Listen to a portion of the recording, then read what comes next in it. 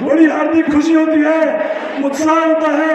और आगे बताते हुए बड़ा प्रफुल्लित होता हूँ कि आज हम जहाँ पर भी, कान्हा जी आप बताइए आपकी जनता कहाँ है, कान्हा जी आप बताइए आपके लोग कहाँ पर है। मैं आज इस आपसे आपके अधिकार वंचित रखे गए। मैं आपको बताना चाहूंगा कि सरकार ने आपको जुमले के अलावा कुछ दिया नहीं।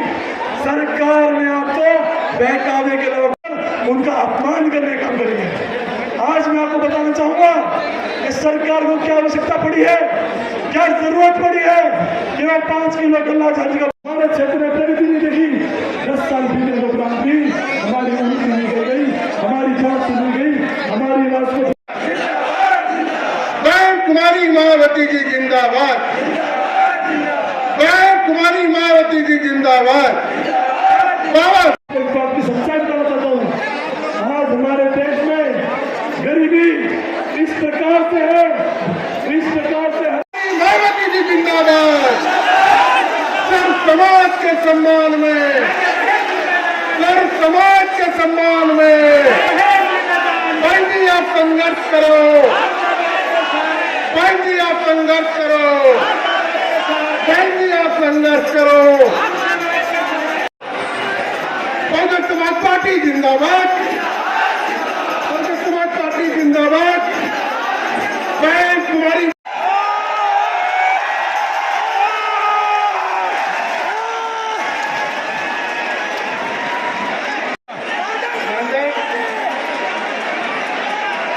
अवस्थी जी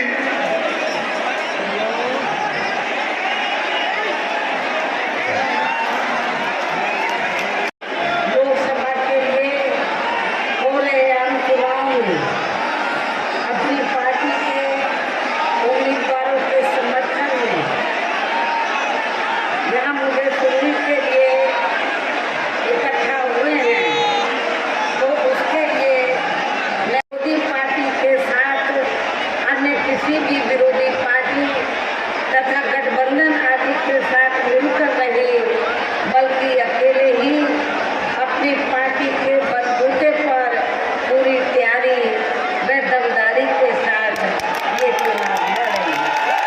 इसके साथ ही हमने टिकट बंटवारे के मामले में भी सर्व समाज के लोगों को उचित भागीदारी दी है, जिनको कामयाब बनाने के लिए अपनी पार्टी के लोग पूरे जी जान से लगे हैं।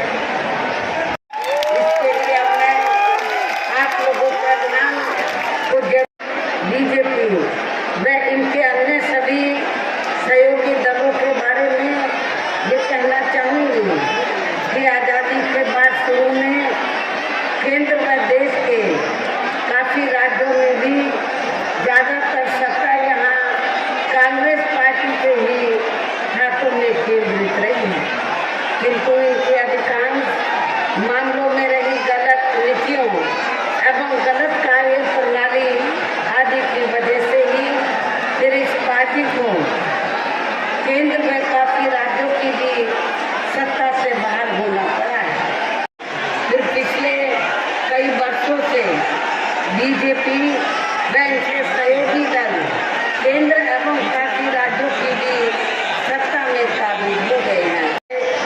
यदि ये चुनाव इस बार फ्री एंड फेयर होता है तथा आम चर्चा के मुताबिक वोटिंग मशीनों में भी कोई गड़बड़ी आदि नहीं की जाती है, और वैसे भी इस बार चुनाव में इन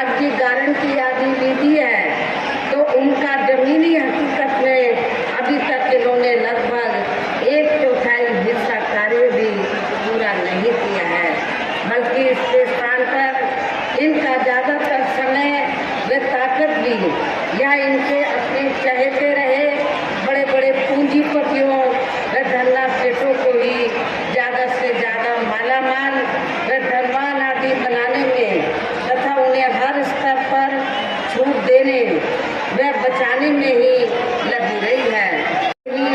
ये पार्टी व अन्य पार्टियां भी अपना संगठन चलाती हैं तथा चुनाव आदि भी लड़ाती हैं, जिसका काफी कुछ खुलासा बॉन्ड की आई रिपोर्ट से भी हो जाता है। इसके साथ ही अब ऐसा लगता है कि कांग्रेस पार्टी की तरह ही बीजेपी ने भी केंद्र की तमाम सरकारी जांच एजेंसियों का ज्यादातर राजनीतिकरण ही कर दिया है। इसके अलावा देश के किसान वर्ग भी वर्तमान बीजेपी की सरकार में शुरू से ही अपनी विभिन्न समस्याओं को लेकर काफी ज्यादा दुखी व परेशान रहे हैं और अभी भी जब उनके हितों का भी हर स्तर पर विशेष ध्यान रखा है। आप लोगों को ये मालूम है कि जब जब यूपी में बीएसपी के नेतृत्व में सरकार बनी है तो हमारी पार्टी की सरकार ने तो जो किसान भाई हैं तो उनको समय से खेती करने के हमने सस्ते साधन उपलब्ध कराए और उनकी फसल का भी उचित दाम हमारी सरकार ने दिया है।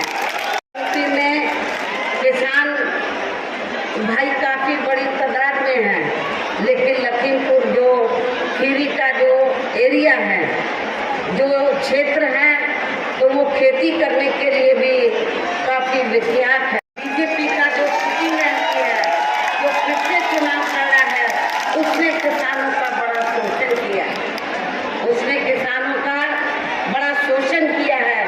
यहाँ पर काफी लोगों को जुर्म जाति का, किसान भाइयों को काफी जुर्म जाति का शिकार होना पड़ा है। इसलिए मेरा किसान भाइयों से, चाहे सिख हैं, पंजाबी हैं, चाहे हिंदू हैं, सभी किसान भाइयों से ये अपील है, इस चुनाव में मौका है।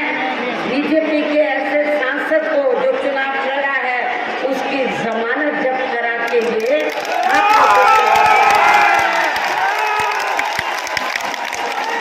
अधूरा पड़ा आरक्षण का कोटा भी अभी तक पूरा नहीं भरा गया है। विशेषकर एससी व एसटी वर्गों के सरकारी कर्मचारियों का पदोन्नति में आरक्षण भी अब काफी हद तक प्रभावी नहीं बना दिया गया है, जिसे जब पूर्व की रही कांग्रेस की सरकार की तरह ही वर्तमान भाजपा सरकार में भी इनकी जातिवादी, हीन, सांप्रदायिक एवं पूंजीवादी सोच व नीतियों के चलते ही पूरे देश में सर्व समाज में से खासकर गरीबों, दलितों, आदिवासियों, पिछड़े वर्गों, मुस्लिम एवं अन्य धार्मिक अल्पसंख्यक समाज के लोगों का भी पूर्ण रूप से विकास व उत्थान आदि नहीं हो सका है।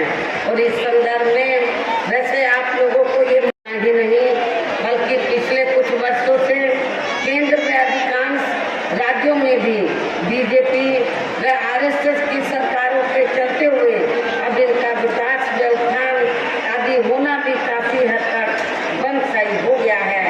आए दिन इन पर यानी कि मुस्लिम समाज और अन्य धार्मिक अल्पसंख्यक समाज के लोगों पर मुस्लिम, सिख, ईसाई, पारसी व बौद्ध आदि और इनमें भी खासकर मुस्लिम समाज के लोगों को पढ़ाई दिन खासकर हिंदू की आड़ में हो रही जुर्म जाति भी यहाँ काफी ज्यादा चरम सीमा पर पहुंच चुकी है। इनके साथ साथ बना रहता है। साथ ही इनकी गलत आर्थिक नीतियों की वजह से देश की अर्थव्यवस्था पर भी इसका काफी बुरा प्रभाव पड़ा है, जिससे यहाँ विशेषकर छोटे एवं मध्यम वर्गीय व्यापारी वर्ग भी काफी ज्यादा दुखी व परेशान हैं। और अब केंद्र में पूर्व की रही सरकारों की तरह ही वर्तमान भाजपा सरकार में भी यहाँ पूरे देश में गरीबी, बेरोजगारी एवं महंगाई आदि भी लगातार काफी ज्यादा बढ़ रही है। समस्या देश